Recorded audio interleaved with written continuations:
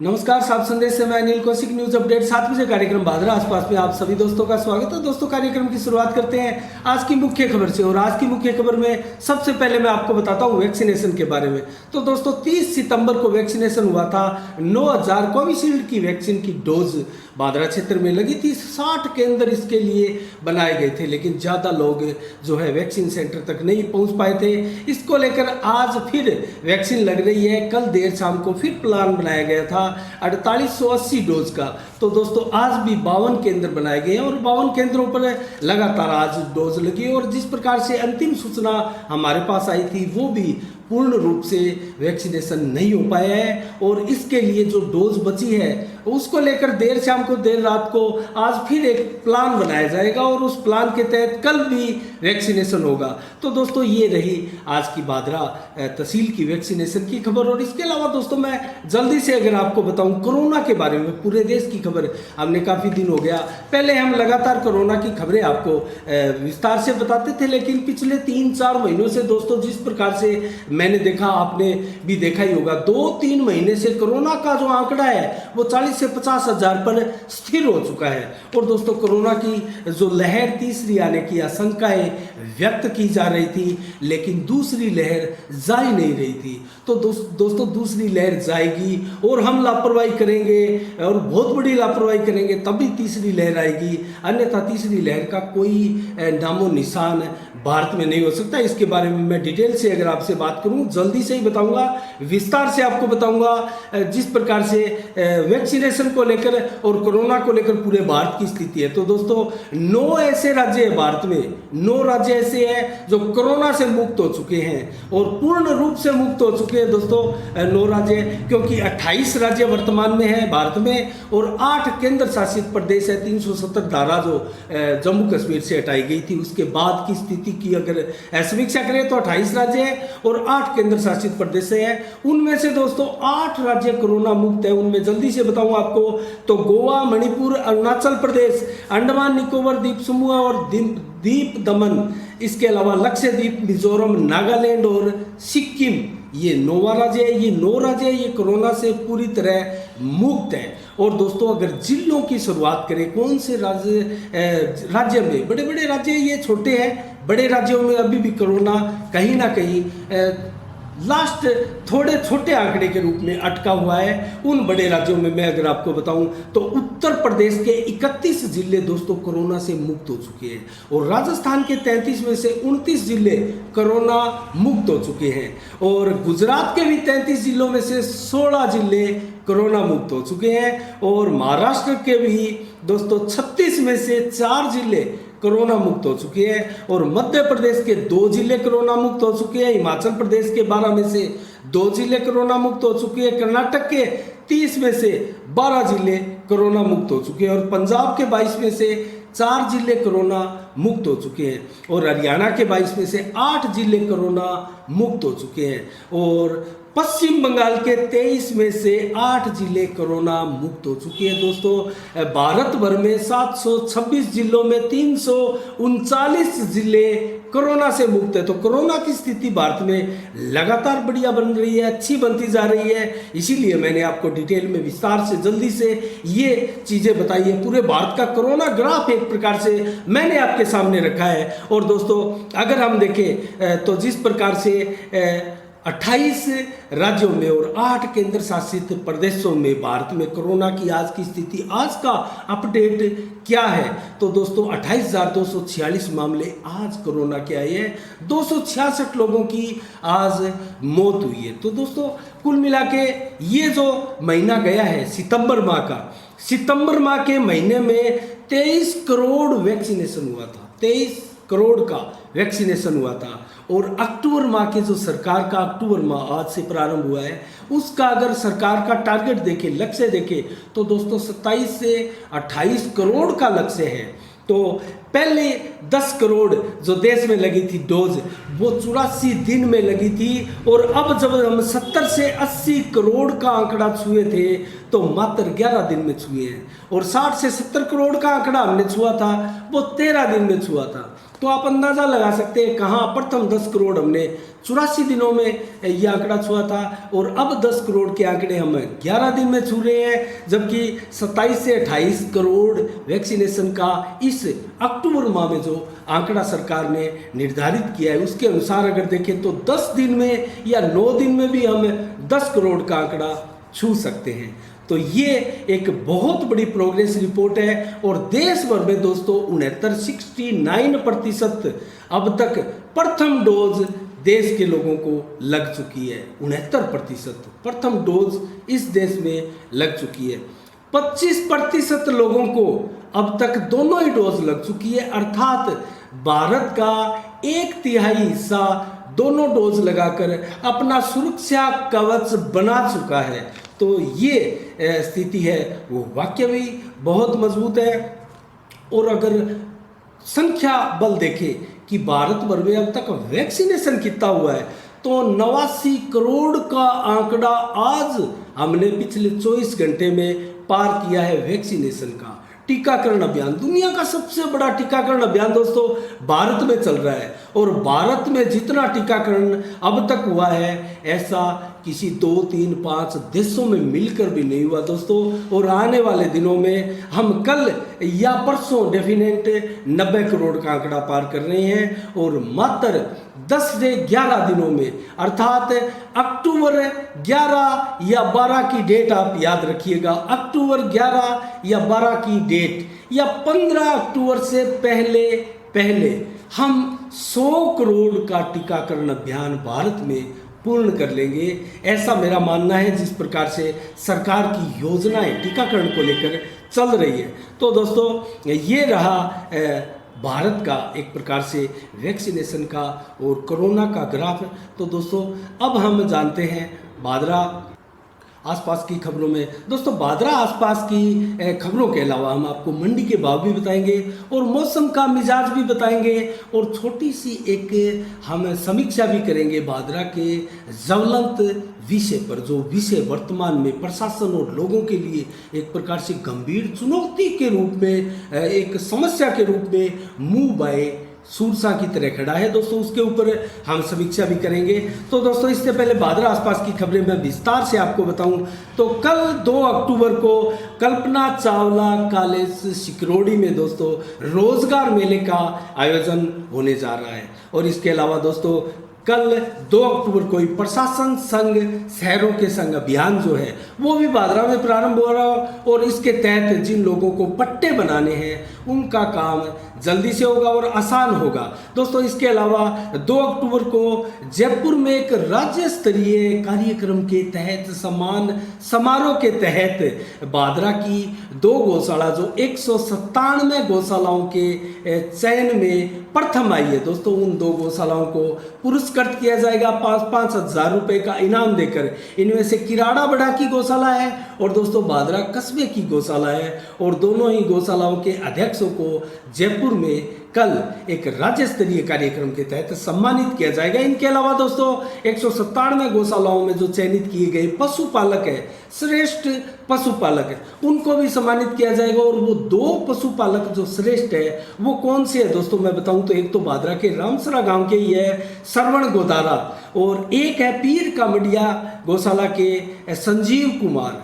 ये दोस्तों श्रेष्ठ पशुपालक के रूप में, गोपालक के रूप में चयनित किए गए हैं। इनको 25,000 रुपये का नगद पुरस्कार जयपुर में दिया जाएगा। इसके अलावा 2 अक्टूबर को गांधी जयंती है, और दोस्तों गांधी जयंती के उस अवसर पर अनेकों स्कूल कॉलेजों में राजनीतिक पार्टियों द्वारा, संस्थाओं द्वारा अनेकों कार्यक्रम तो गांधी जयंती के अवसर पर होते ही है। इसके अलावा दोस्तों कल जो है क्रिकेट टूर्नामेंट भादरा में रात्रिकालीन प्रारंभ होने जा रहा है, और ये बहुत बड़ी बात इसलिए भी है क्योंकि ग्रासिंग होने के बाद में भादरा में पहली बार कोई टूर्नामेंट का आयोजन हो रहा है ग्रासिंग के बाद। तो इसका आप लुत्फ उठाइएगा। बहुत शानदार नज़ारा आपको रात्रिकालीन टूर्नामेंट को देखकर आने वाला है। इसके अलावा दोस्तों आज सावा में 1 तारीख को पूर्ण रूप से चक्का जाम था, और दोस्तों आज का ये चक्का जाम छोटी छोटी स्कूली बच्चियों ने किया, बालिकाओं ने किया, छात्राओं ने किया। दोस्तों ये क्यों किया गया? क्योंकि अशोक गहलोत माननीय मुख्यमंत्री राजस्थान के द्वारा दोस्तों 348 जो विद्यालयों को अंग्रेजी में कन्वर्ट किया गया था महात्मा गांधी जी के नाम से, तो दोस्तों उन स्कूलों में से 250 ऐसे स्कूल थे, 249 ऐसे स्कूल थे जो कन्या विद्यालय थे हिंदी मीडियम के, उनको भी अंग्रेजी में कन्वर्ट कर दिया गया। उनका भारी विरोध पूरे प्रदेश में हो रहा है दोस्तों, और जगह जगह से हो रहा है। और इसी को लेकर सावा का जो एक विद्यालय था, कन्या विद्यालय था, उसको भी बंद करके उसके स्थान पर इंग्लिश माध्यम स्कूल दे दिया गया, जिसका बालिका शिक्षा संघर्ष समिति के नाम से एक संस्था बनाकर दोस्तों एक प्रकार से एक संघ बनाकर उसका विरोध किया जा रहा है, डटकर विरोध किया जा रहा है। और इसको लेकर दोस्तों पूरे सावा क्षेत्र में जो है बच्चियों ने, लड़कियों ने, छात्राओं ने दोस्तों एक प्रोटेस्ट दिवस मनाते हुए एक जुलूस निकाला, और पूरे शहर को कस्बे को एक प्रकार से अपने फेवर में करते हुए सभी अभिभावक भी दोस्तों इस धरना प्रदर्शन में शामिल रहे, इस बंद में शामिल रहे। अभिभावकों के अलावा शिक्षक भी रहे, और छात्र छात्राएं बड़ी संख्या में रही दोस्तों। छात्राओं ने अगुवाई की इस सारे कार्यक्रम की।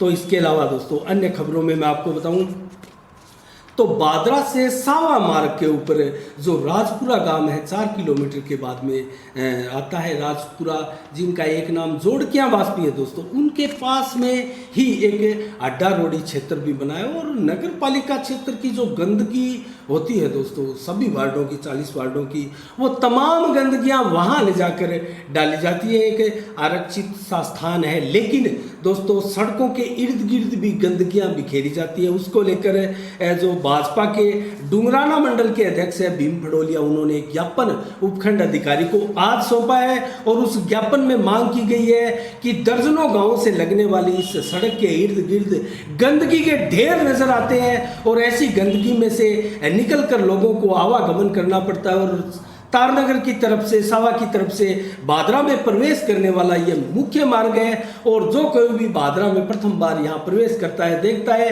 और गंदगी देखता है, तो दोस्तों किस प्रकार की छवि उसके दिमाग में बादरा के प्रति, बादरा को लेकर होगी, इससे भी एक प्रकार से पीड़ा होती है, दुख होता है। कस्बे के नागरिकों को भी, क्षेत्र के लोगों को भी इसमें दुख होता है दोस्तों। ऐसी एक शिकायत जो है उपखंड कार्यालय को भीम सिंह फड़ोलिया द्वारा की गई है, और ये भी बताया गया कि 220 केवी जीएसएस भी स्थापित है दोस्तों उसी गंदगी के पास में जहां गंदगी डाली जा रही है। और इसके अलावा राजकीय महाविद्यालय की बिल्डिंग भी वहीं बन रही है दोस्तों। ये बहुत बड़ी विडंबना है। शिक्षा का वहाँ बहुत बड़ा एक मंदिर बनने वाला है, और गंदगी का सैलाब नगर पालिका बादरा द्वारा वहाँ गंदगियों के ढेर लगाए जाते हैं। इस स्थान के ऊपर, इस चीज़ के ऊपर नगर पालिका बादरा प्रशासन को दोबारा नए सिरे से सोचना होगा, और सभी 40 पार्षदगण हैं उनसे भी मेरा साफ संदेश के माध्यम से निवेदन है कि वो विचार करें और गंदगी के ढेर को एक प्रकार से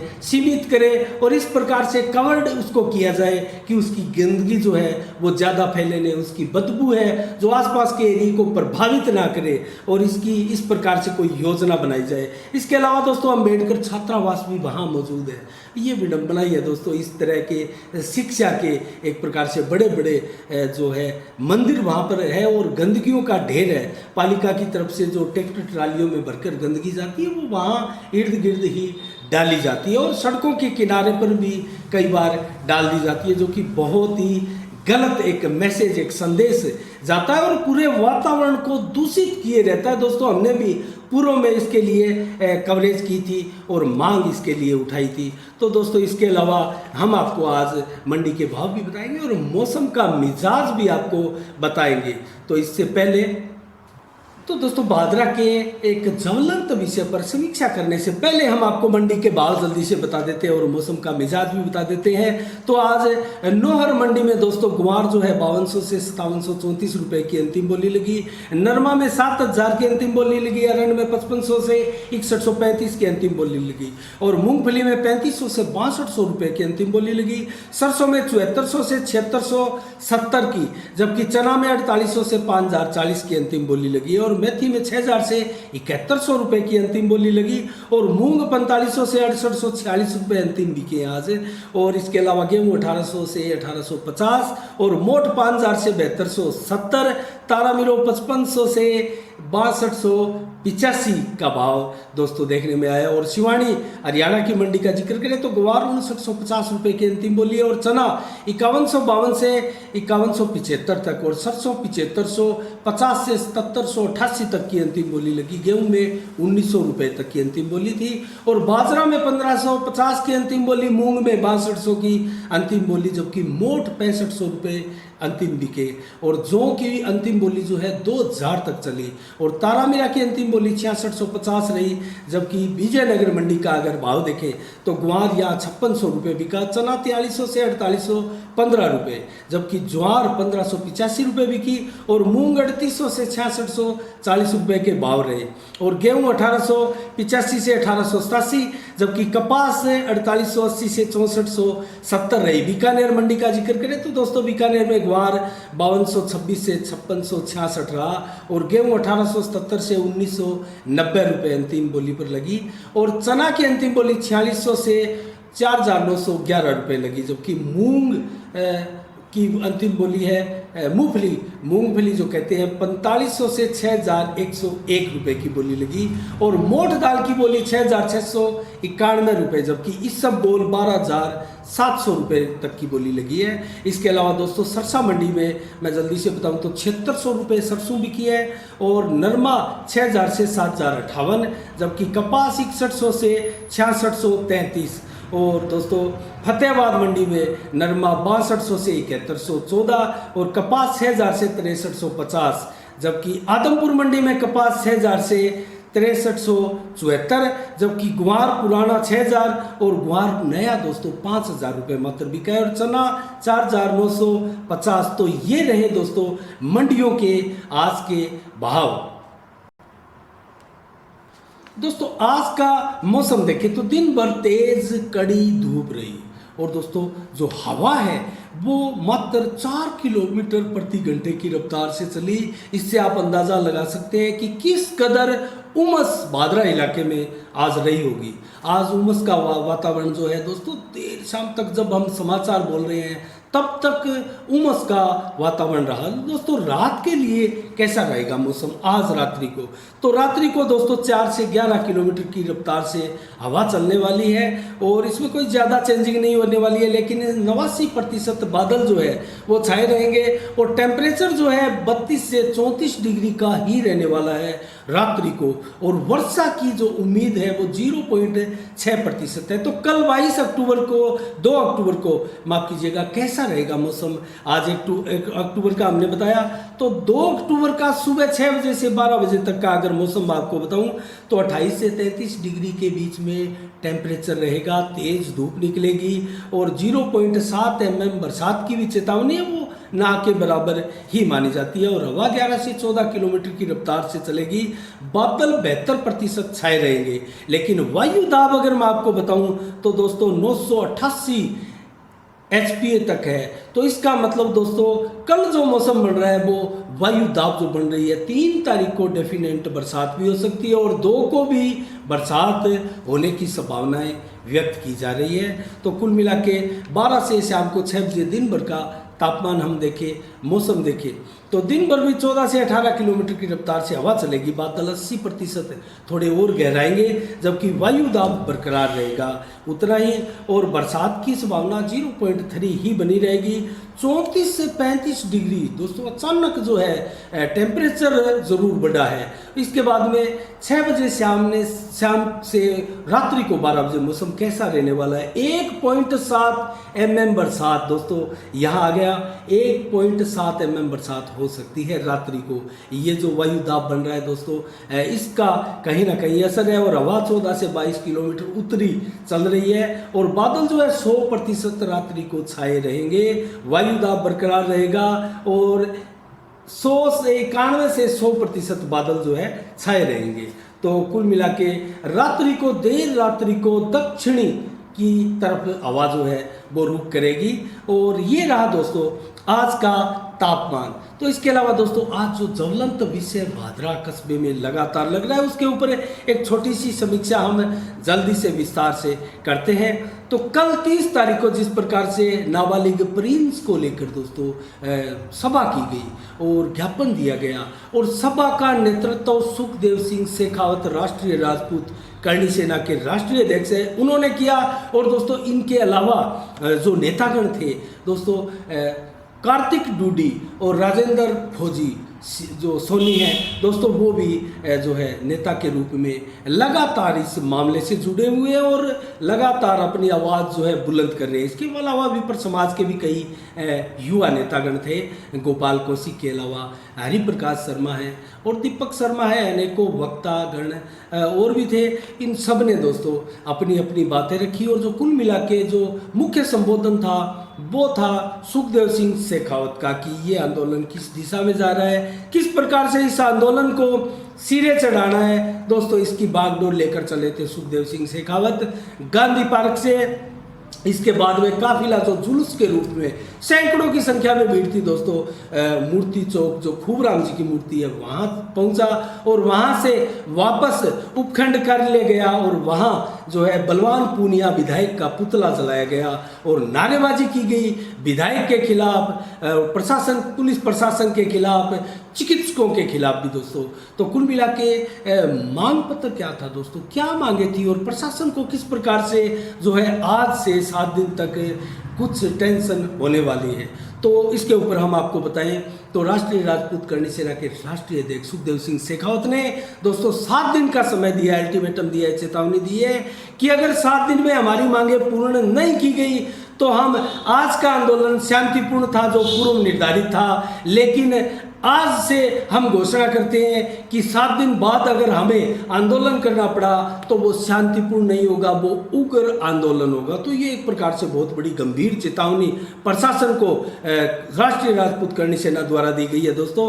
तो इसके अलावा मांग दोस्तों क्या है, उपखंड महोदया जब ज्ञापन लेने के लिए पहुंची थी तो दोस्तों सुखदेव सिंह शेखावत ने उपखंड महोदया को सीधे सीधे कहा था कि आपके अंडर में है, आपके प्रभाव क्षेत्र में है यहाँ के स्थानीय चिकित्सक जिन्होंने राजकीय चिकित्सालय और विवेकानंद स्वास्थ्य सेवा समिति जहां प्रिंस का जो है दोस्तों नाबालिग प्रिंस के ऊपर जो बर्बरता हुई थी उसका प्राथमिक इलाज जो है वहां यहाँ अस्पतालों में हुआ था और उनकी रिपोर्टें जो है दोस्तों वो बेहद साधारण और सिंपल बनाकर जो रिपोर्ट आगे दी गई थी दोस्तों, उसको लेकर सुखदेव सिंह शेखावत ने कहा कि मैडम जल्द से जल्द आप 7 दिन के अंदर इनके ऊपर कार्रवाई सुनिश्चित करिए, ये आपके अधीन में है, अन्यथा हम 7 दिन के बाद में उग्र आंदोलन करेंगे जिसकी सारी जवाबदारी प्रशासन की होगी।